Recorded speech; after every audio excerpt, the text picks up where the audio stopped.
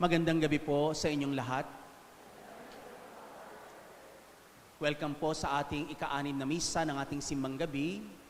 2/3 na po ngayon yung ating nabubuo sa 9 na gabi ng ating simbang gabi. At mapalad tayo sapagkat patuloy ang pag-ibigay sa atin ng Panginoon ng pagpapala, hindi lamang upang matapos natin ang ating panata sa mga simbang gabing ito, kundi ang buuin natin ng mayroong pagmamahal, pagsusumikap, at pagpupunyagi ang mga araw na darating hanggang sa maging makahulugan ang pagsapit ng Pasko. Karugtong ng ating ebanghelyo kahapon, patungkol doon sa pagbati ng anghel kay Maria, matapos sabihin ng anghel ang kanyang plano, ang plano ng Diyos kay Maria, nilisan siya ng anghel. At pagkadaka, matapos siyang lisanin ng anghel, hindi na nagpatumpik-tumpik pa si Maria. Siya ay nagmamadaling pinuntahan ang kanyang pinsang si Elizabeth doon sa kaburulan ng Huda sa bahay ni Zacarias. At narito ang pagtatagpo ng mga babaeng lubos na pinagpala, puspos ng biyaya itong si Elizabeth, lalo higit itong si Maria. Alam naman natin na sa banal na kasulatan, mayroong mga babaeng, mga baog, mga nasa estado ng kadustaan. Ibig sabihin, isang dukha ang isang babaeng may asawa na hindi mabigyan ng anak. Pero sa sandali na sila ay pagpalain ng Panginoon, inaalis ng Panginoon ang kailang kadustaan o ang sumpang ito, ibinibigay sa kanila ang biyaya at pagpapala. At yun nga ang natunghaya ni Maria mula sa pagbati ng anghel sa kanya. Ipinagtapat niya kay Maria, hindi mo ba alam ng iyong pinsang si Elizabeth ay 6 na buwan nang nagdadalang tao ngayon? At palagay ko, isa ito sa tiningnan ni Maria. Nung mabalitaan niya ito mula sa anghel, dali-dali siyang umakyat doon sa burol ng Huda upang doon mag-alay ng oras, magbigay ng panahon, mag-alay ng kanyang paglilingkod para sa kanyang mga pinsang si Zacarias at si Elizabeth na noong panahong iyon ay mga matatanda na. Pero ngayon na tayo ay patuloy na nagsisimba, binubuo natin ang 9 na araw na simbang gabi upang ipakita natin kay Maria ang pag-ibigay sa kanya ng karangalan sapagkat isa sa atin, isa sa katulad nating mga tao, ang itinangi ng Diyos, ibinukod ng Diyos, pinili ng Panginoon upang maging kalagyan, upang alagaan ang paparating na Mesiyas, ang hinihintay ng mga Hudyo na Emmanuel, upang mapasa ating piling ang Panginoon. 3 bagay ang nakita ko sa ating mahal na ina, upang turuan tayo sa banal na paghahandang ito at maaari din natin siyang gamiting huwaran upang mapasa atin ng Panginoon, upang ang Diyos ay mapasa atin ngayong panahon ng Kapaskuhan. Alam natin, kilala natin si Maria bilang tagapaghatid ng mabuting balita, the bearer of the gospel. Yung pangalawa naman po, sa pamamagitan ng pagpapakita ng katuwaan, hindi lamang ni Elizabeth, kundi ng batang nasa tiyan na Elizabeth, yung kanyang pagiging kaban ng tipan, the Ark of the Covenant. At syempre po yung pangatlo, yung kanyang pagmamadaling pumunta doon sa kaburulan ng Huda upang maghatid ng kanyang kamay na handang maglingkod, the humble service of Our Lady. Itong 3 bagay na ito, kapag napasa atin, tayo ay magiging mabuting bayanan. Sapagkat si Maria, alam natin na siya ang pinakanatatanging larawan ng simbahan. Tayo naghahanap ng simbahang alam natin na maaari nating tularan, simbahan na nakita nating ganap. Tingnan natin ang buhay ni Maria. Kung ano ang nakita natin kay Maria, yun din sana ang ating sambayanan. Yun din sana ang larawan ng ating simbahan. Yun din sana ang ginaganap ng bawat miyembro ng ating simbahan. Unang-una po, yung kanyang pagiging bearer of the gospel. Hinatid niya yung mabuting balita kina Elizabeth. Hindi niya kinakailangan magsalita o magpahayag sapagkat dala na niya sa kanyang sinapupunan. Sa pag-akit niya doon sa burol ng Huda, bit-bit niya ang mabuting balita. Ang salitang naging laman. Ang salitang naging tao. Ang salitang kanyang isisilang pagkatapos ng 9 na buwan. Hindi ba pagkatapos ng pagbati ng anghel, doon na naganap ang balak ng Diyos? Kaya pag-akit niya doon kay Elizabeth, dala niya na si Jesus sa kanyang sinapupunan. Pero hindi lamang basta ang mabuting balita ang bit-bit, kundi si Jesus ang nagkatawang taong mabuting balita. Maraming sinabi si Maria sa Ebanghelyo. Siguro po, kung iisa-isahin natin, meron siyang mga 7 o 8 salita na pwede nating pag-aralan kung anong ibig sabihin niyon. Pero isa sa mga salita ni Maria ang hindi naisulat. Kanyang pagbati kay Elizabeth. Ano kaya ang pagbati ni Maria na naganap ng mga sandaling iyon? Bakit kinakailangan mapuno ng liwanag ang buong bahay ni Zacarias? Bakit kaya nakuhang gumalaw ng batang nasa tiyan ni Elizabeth? Ano kaya ang pagbati ni Maria? Minsan ba naisip na natin ito? Bilang tagapagbitbit o tagapaghatid ng mabuting balita, tapang sinasabi si Maria, excited na agad yung batang sanggol na nasa tiyan ni Elizabeth. Nagliwanag ang buong bahay ni Elizabeth at Zacarias na puno ng kagalakan. Bukod kang pinagpala sa baing lahat at pinagpala naman ang anak mo sa iyong sinapupunan. Minsan ba, natanong na natin sa ating sarili, what was the greeting of Mary then?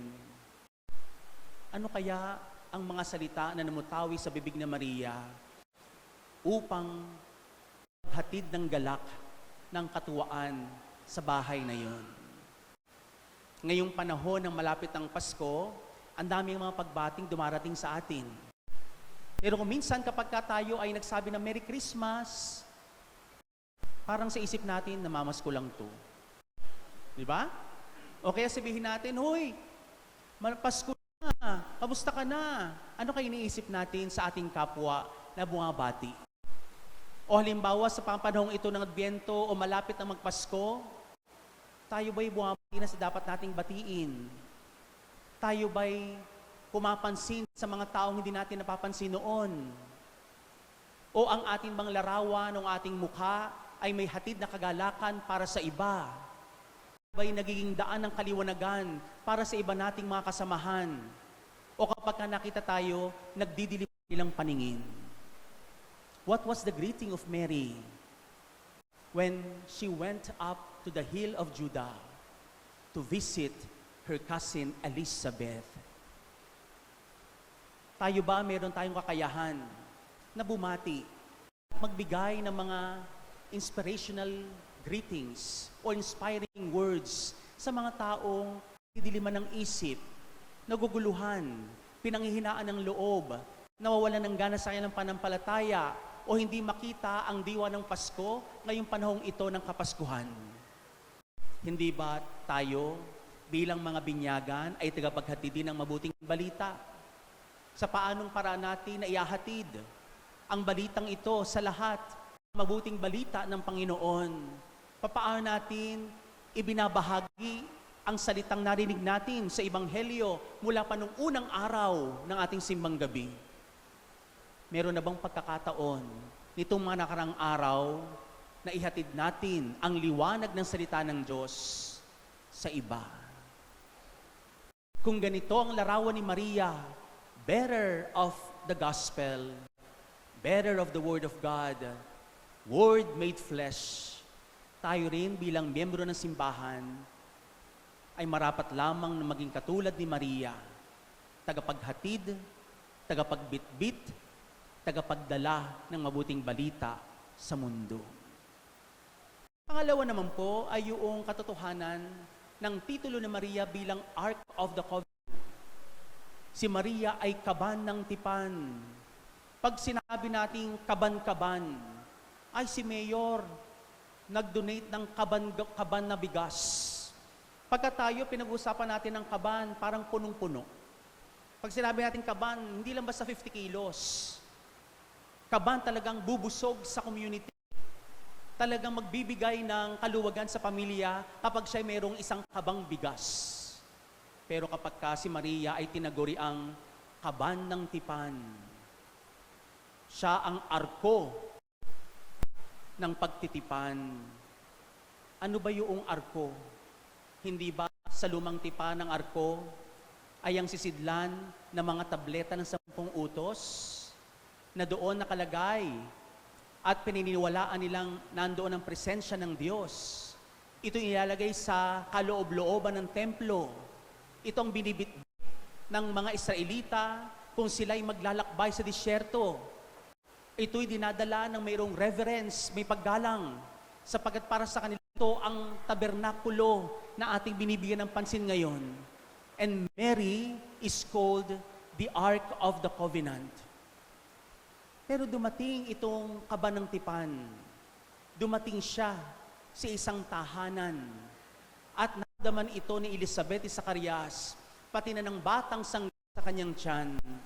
Alam nila na ito'y punong-puno ng grasya. Alam nila at ramdam nila na ito'y puspos ng biyaya at pagkapala. May hatid na blessing, the Ark of the Covenant. Sa pagkakataong ito, minamahal kong mga kaibigan, tayo bilang simbahan, tayo ba'y pinagbabalungan din ng blessings for others? Tayo ba ay pinagmubulan din ng biyaya at pagkapala para sa ibang naghihingi, nagganap? Siguro po, alam niyo po na meron pong nilabas na bagong dokumento ngayon ang ating Santo Papa patungkol sa pagbabasbas o pagrasal para sa mga partner sa couple na merong mga irregularities. Kahit nga ang makasalanan, kinakailangan ng blessing. Yung pa kayo nagsusumikap na maging mabuti, ano man ang estado nila sa buhay. Tayo ay mayroong pribilehiyo hanggat pininiwala sa Diyos at sa Kanyang kabutihan kapag humingi tayo ng blessing o ng panalangin para nang mula sa simbahan, ito'y Kanyang ipagkakaloob. Sabagat ito si Maria. Si Maria ang may bitbit ng puting balita at daladala niya sa kanyang puso si Jesus, kaya ang kanyang presensya ay nagdadala rin ng blessing para sa mga pamilya na naguguluhan, sa pamilyang may pinagdadaanan, sa pamilyang mayroong malaking suliranin. Kaya minamahal ko mga kapatid, malaking tulong kung tayo ay nakapagsisimba at humihingi ng panalangin sa ating simbahan bilang isang pamilya, bilang isang pamayanan. Ito ang larawan ng ating mahal na ina. At tayo rin ay pumapasok sa arko ng pagtitipan, sa kaba ng sa tuwing tayo papasok sa ating simbahan, sa tuwing tayo ay luluhod sa harapan ng ating tabernakulo, sa tuwing tayo ay magbibigay ng panata at ng ating debosyon sa ating Panginoon. Ginagaya natin si Maria na tunay nating huwaran.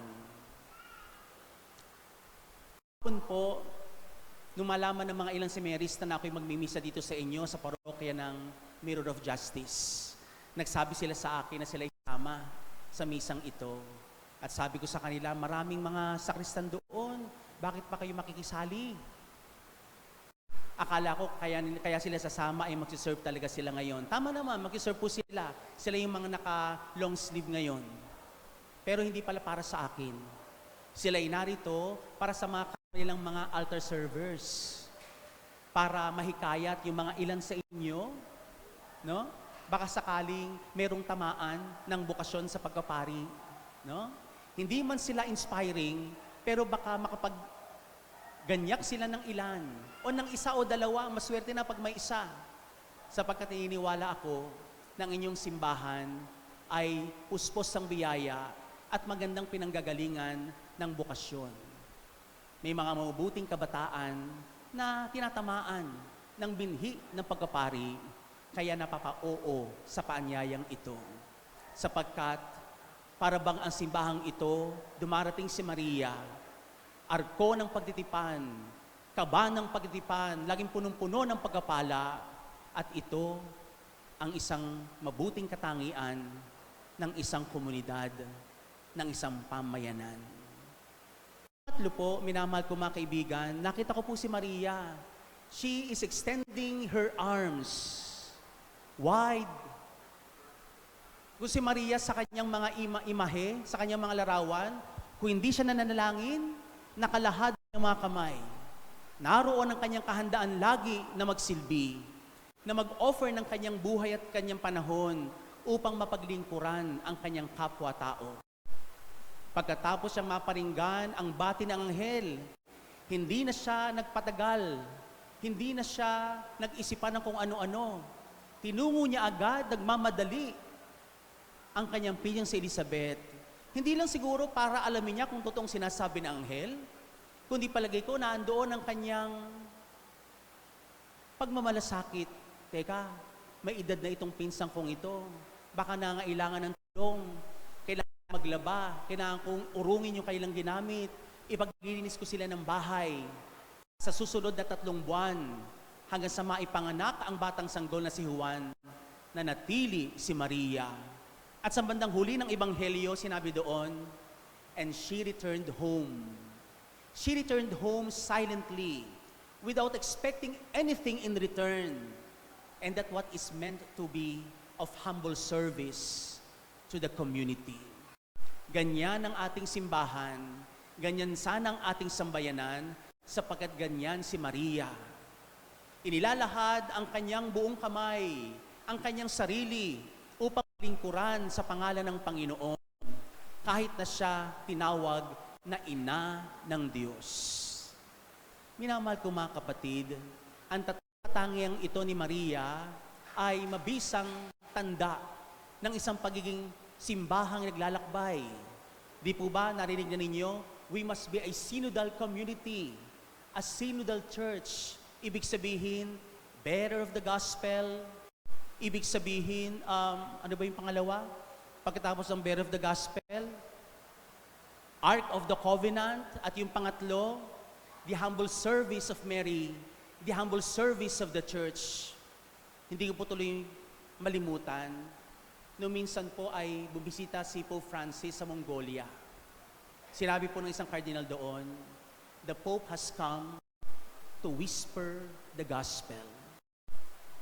Ito na ang makabagong paraan ng paghahatid ng Ebanghelyo.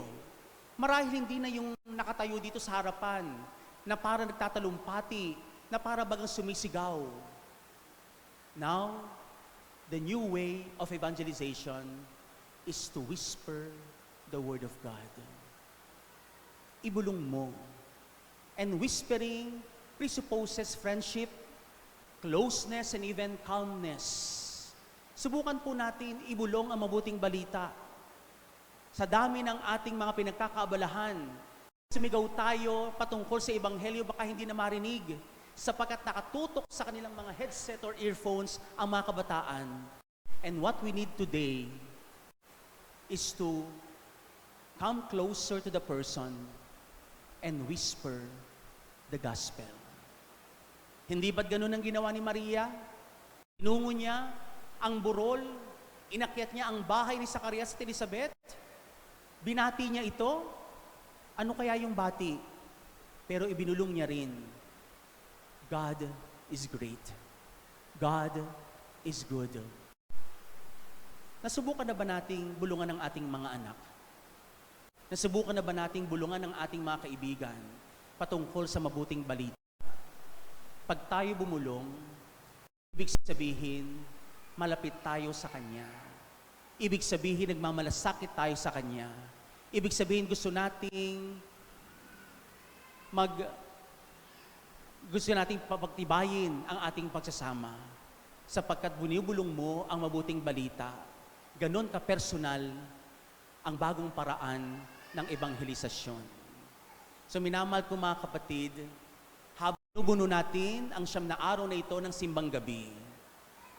Nating kalimutan itong mga magandang katangian ng Maria. Dalhin natin ito bilang sambayanan, bilang isang simbahang naglalakbay. Tumingin tayo kay Maria bilang isang mabuting larawan. Tumingin tayo kay Maria bilang isang mabuting halimbawa.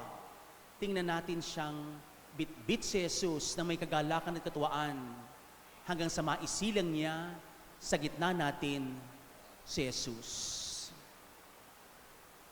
Tayo na ngayon ang taga-bitbit na mabuting balitang ito. Tayo na ngayon ang kaban ng tipan bilang isang simbahan. At tayo na rin sana ang maglahad ng ating kamay. Hindi lamang ang kamay ni Maria, kundi ang kamay ni Jesus, nakabayubay sa krus, nakalahad para sa atin upang tayo ay matubos. Handa na ba nating ibulong ang mabuting balita sa lahat? Ibulong ng may pag-ibig, na may pag-asa, at may pananampalataya. Amen.